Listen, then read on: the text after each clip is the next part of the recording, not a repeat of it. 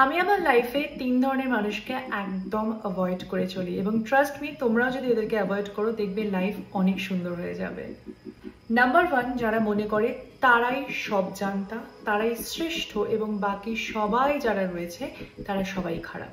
দেখবে এরা এসে সবার নামে তোমার কাছে কমপ্লেন করবে, এর এটা খারাপ, তার সেটা খারাপ, সে এটা করেছে, বাট নিজের সম্বন্ধে সে সবসময় বলবে আমি যেটা জানি সেটাই ঠিক, আমি ভুল হতেই পারি না। এদের থেকে নিজেদের দূরত্ব বজায় রাখো। Number 2, fake copycat people.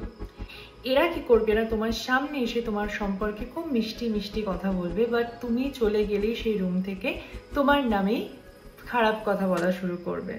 But at the same time তারা তোমাকে সম্পূর্ণভাবে কপি করবে। তুমি যে ড্রেসটা পরবে সেটাই দেখবে সে পরবে, তুমি যে কথাটা বলবো সেটাই সে করবে, তুমি যেরকম করে তোমার লাইফস্টাইল লিড করো সেটাকে হুবহু কপি করতে চাইবে। এই ধরনের মানুষ তোমার জীবনে প্রচণ্ড নেগেটিভিটি নিয়ে আসে, খুব টক্সিক এনভায়রনমেন্ট তৈরি করে দেয়, তাই এদের থেকেও নিজেদের দূরত্ব বজায় রাখো। নাম্বার 3, সো কল স্পষ্টবাদী লোকজন।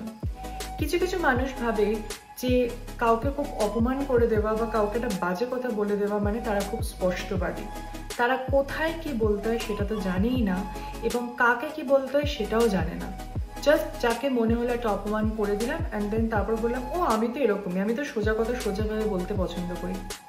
নো, সোজা কথা সোজাভাবে বলা আর অভদ্রের মতো ব্যবহার করা দুটোর মধ্যে অনেক তফাৎ আছে।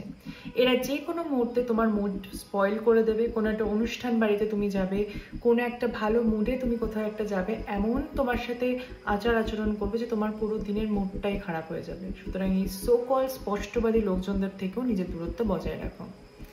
ব্যাস এইটুকুনি জ্ঞান দেওয়ার ছিল। তোমাদের আর কিরম কিরম মানুষ একদম পছন্দ হয় না কমেন্টে অবশ্যই জানিও। সবার কমেন্টগুলো পড়ার জন্য আমি অধীর আগ্রহে বসে আছি।